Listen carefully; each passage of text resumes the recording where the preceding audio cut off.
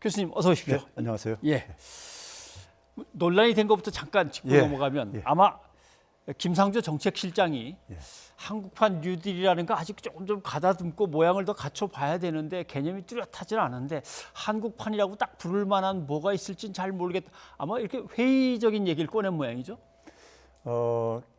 아마 이제 그 정책 결정 과정을요. 예. 그러니까 그 당선자들 이제 그러니까 그 워크숍에서 이제 그런 이제 심정을 얘기를 한 걸로 알고 있어요. 그러니까 정책 결정 과정에 있어서 그러니까는 그 뭐 본인 생각을요. 예, 예. 근데 뭐 그 학자 출신이다 보니까 사실 뭐 개념 같은 걸 굉장히 이제 좀 따질 수가 있죠. 그렇죠. 그러니까 이게 사실 한국판이라는 게 어떤 면에서 한국적인 예. 판이냐 뭐 이렇게 이제 생각할 수 있죠. 그런데 이제 문제는 이제 그날 이제 그 참석하는 이제 국회의원들도 예.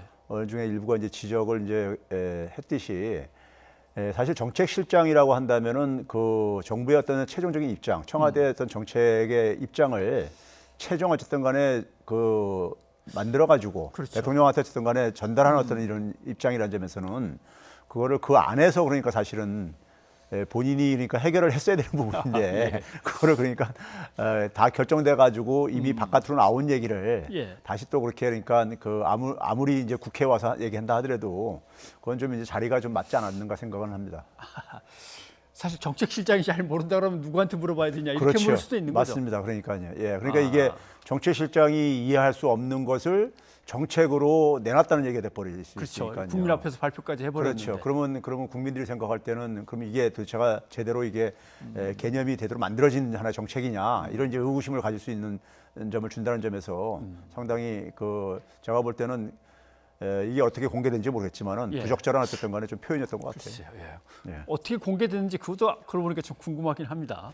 제가 전에 듣기로는요. 예. 이제 당선자들이 이제 그러니까 거기서 워크숍을 하면서 이제 아마 발표를 이제 아마 저 부탁을 했었는가 봐요. 예. 근데 이제 아마 자료 없이 그냥 그러니까 이렇게 그 생각을 쭉 얘기하는 과정 속에서 아마 그런 얘기가 나왔다는 걸로 저는 전해 들었습니다. 예, 알겠습니다.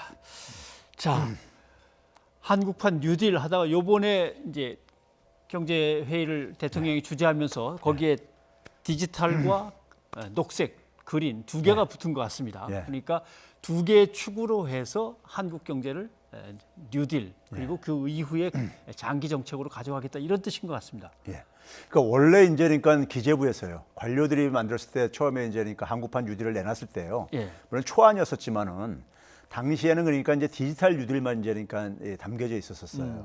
근데 디지털 뉴딜도 이제 들여다 보면은 실상을 보게 되면은 이제 현 정부에서 이 부분과 관련되는 정책이 그 혁신성장 정책이에요. 예. 근데 혁신성장 정책이 그 워딩이 김동연 부총리 때는 대표적으로 이제 플랫폼 경제 활성화라는 이러한 표현으로 이제 썼었습니다. 예. 그러다가 이제 홍남기 부총리에 와가지고 DNA 플러스 빅3라고 이렇게 이제 좀 예. 표현을 했었어요. 그 DNA라는 게 뭐냐면 데이터 할 때 D 하고요. 그렇죠. 네트워크 할 때 N N 하고. 하고, 그다음에 예. 이제 인공지능 AI 할 때 A 해가지고 이제 예. 그거거든요. 그리고 이제 빅3 해가지고 소위 말해서 이제 바이오라든가, 그다음에 이제 미래 자동차라든가, 그다음에 시스템 반도체라든가, 미래 먹거리 관련되는 것들이요. 예. 이런 것들, 소위 말해서 데이터 경제 활성화라고 이제 얘기를 하고 그랬었거든요. 그럼 이런 것들이 이미 그러니까는 코로나19 이전에도 그러니까 사실 그 이 추진돼 왔었어요. 추진돼 왔었는데 코로나19가 터지면서 거기에다가 이제 뭘 더했냐면은 비대면 산업. 이제 비대면 문제가 이제 화두로 떠오르다 보니까요. 비대면 산업이 떠오르게 되고, 그리고 이제 아무래도 원격 이제 이런 교육이라든가 직무라든가 이런 것들이 있다 보니까는 SOC를 좀 디지털화할 필요가 있다. 예. 뭐 이런 얘기가 이제 더해진 걸로 발표가 됐는데 거기에 이제 그러니까 이 정책이 좀 더 이제 완성돼 가는 과정에서 특히 이제 대통령께서 제기했던 것이 뭐냐면 그린 뉴딜도 좀 이제 추가해야 된다. 예. 이제 이런 얘기를 했던 것이고요. 그리고 또 하나가 이제 뭐냐면 대통령께서 전국민 고용보험제라는 화두를 던졌잖아요. 네. 지금 이제 취약계층들이 굉장히 일자리가 무너지는 상황이다 보니까요. 그래서 디지털 뉴딜, 그린 뉴딜, 그다음에 휴먼 뉴딜 이 세 개의 뉴딜로 해가지고 일단은 골격을 이렇게 만들었더라고요. 예. 만들었고 이것도 아직은 그러니까 최종 완성적인 건 아니고 한 7월 중까지 그러니까 좀 이제 만들겠다고 이렇게 지금 입장을 발표하고 있습니다. 네. 아까 얘기하신 데이터, 네트워크, 인공지능에다가 여기에 이제 그린, 녹색이라고 하는 걸 갖다 붙이고 예. 역시 사람을 우선으로 하는 가치 예. 이거는 이제 사회 안전망의 더 강화 이런 걸 얘기하는 거겠죠? 그러니까 이제 뉴딜이라는 것이요. 뉴딜. 루즈벨트 때 그 뉴딜이잖아요. 예. 뉴딜이라는 게 원래가 보게 되면은 그 우리가 흔히 3R로 이렇게 좀 이렇게 대변되어져요. 그러니까 릴리프 할 때, 구제한다 할 때 릴리프, 그다음에 리폼, 개혁할 때 리폼에다가 그다음에 이제 리커버리인데요. 예. 당시에 이제 소득 불평등이 굉장히 심각해져 가지고 대공황이 터졌던 겁니다. 예. 그러면서 이제 그 속에서 한쪽에서는 농산물을 그냥 바다에다 던지면서 한쪽에서는 굶어 죽는 사람도 생기는 그렇죠. 이런 상황 속에서 일단 어려운 사람들 구제를 해줘야 되겠다. 예. 그리고 어려운 사람들이 제도적으로 그러니까는 이 개선을 좀 지원해줘야겠다 해가지고 개혁을 간 거고요. 그 두 개의 개혁을 통해서 이제 개혁과 구제를 통해서 회복을 만들겠다는 것이 이제 그거거든요. 예. 그럼 이번에도 마찬가지로 코로나19로 굉장히 어려운 사람들이 많이 생겼잖아요. 네. 그러니까 이제 그런 점에서 이 구제 부분이 좀 이제 보완된 것이 이제 그러니까 소위 휴먼 뉴딜 부분이고 그다음에 그것을 좀 제도화하려는 것이 국민고용보험제라든가 예. 그다음에 국민취업지원제도 소위 말해서 우리가 한국판 소위 실업부조라고 하는 예. 이런 것들이 제도가 이제 그러니까 더 추가를 이제 대통령께서 이제 그러니까 얘기하다 보니까 이게 이제 그러니까 디지털, 그린, 휴먼 뉴딜 이 세 개로 이제 골격이 만들어진 것 그러면 같습니다. 3차 추경은 어디에 쓰입니까? 3차 추경은 대개 이제 아무래도 지금 가장 어려운 부분들이요. 네. 소상공인들 아니겠어요? 그러니까 소상공인들한테 한 이제 그 10조 정도가 지원될 수 있게 예. 소위 신용보증기금에 이제 좀 출연을 해줘야지만이 신용보증기금에서 소상공인들한테 좀 지원할 때 보증을 해줄 수 있으니까요. 그리고 또 하나는 이제 뭐냐면은 그 이제 고용유지 지원금으로 기업들이 이제 고용을 유지할 때 이제니까요. 예. 그 지원해 주는 거. 그리고 이제 뭐 비대면 아까 얘기했듯이 뭐 원격 디지털 일자리를 좀 만드는 데도 좀 만들고요. 예. 그리고 제가 좀 이제 약간 좀 그 아쉬운 거는요. 아쉬운 부분은 이 기업들을 위해 가지고 예. 비유량 회사채라든가 기업을 매입하는데 재정을 지금 사용을 하겠다는데 예. 이게 지금 미국 같은 경우는 연준이 나서서 하고 있거든요.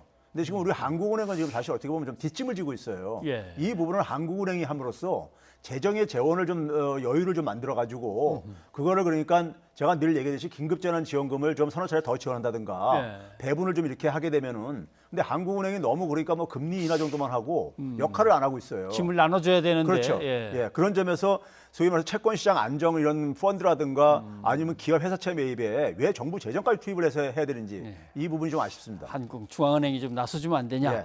근데 한국은행은 경제 성장률을 대충 한 마이너스 0.2 잡는 것 같습니다. 네. IMF는 마이너스 1.2 잡았고, 예. 근데 정부는 플러스 0.1도 가능한데라고 지금 목표를 제시한 것 같은데 이 추경을 풀면 이게 가능하겠습니까? 저는 그 추경이요. 예. 이번에 그러니까 이제 IMF가 했던 건 4월 달에 했던 것이고요. 예. 그러니까 우리가 긴급재난지원금 이런 거 투입하기 전에 이제 그랬던 것이고요. 이제 긴급재난지원금으로 조금 이제 그러니까 그 효과가 사실 나타나고 있어요. 나타나고 있다 보니까는 소위 말해서 이제 그 한국은행 같은 경우는 좀 더 이제 그러니까 우리가 낙관적으로 좀 보는 것 같고요. 예. 그리고 이제 정부 같은 경우도 이제 그러니까 올해 이제 3차 추경을 그러니까 만약에 동원을 한다면은 예. 동원한다면 그러니까 그 규모에 따라 좀 달라지겠지만은 플러스로 반전하는 건 얼마든지 가능합니다.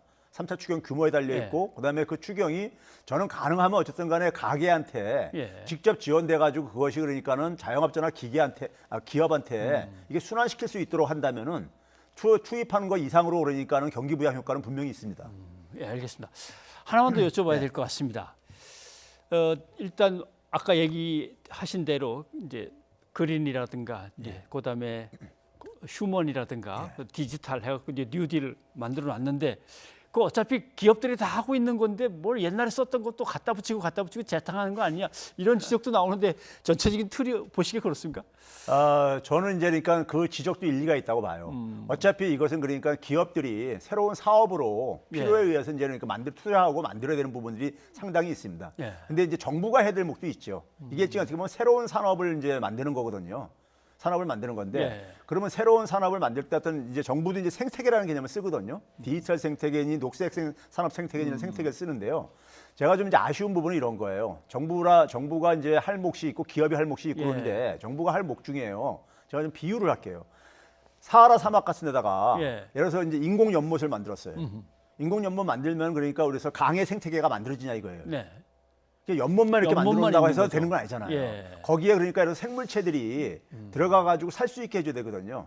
그러면 예를 들어서 그러니까 디지털 생태계나 녹색 산업 생태계에 예. 필요로 하는 그러니까 우리가 사람이 그러니까는 기업가 그러니까는 이 가게가 거기에 맞는 사람들이 사실은 그러니까 필요로 하는데 아하. 그 부분을 사실 정부가 사실은 좀 이 보강을 해야 되는 부분인데 주로 그러니까 이 연못을 공사하는 부분 이쪽에 너무 그러니까 초점을 맞추는 게 아닌가 이런 아쉬움이 있습니다. 네.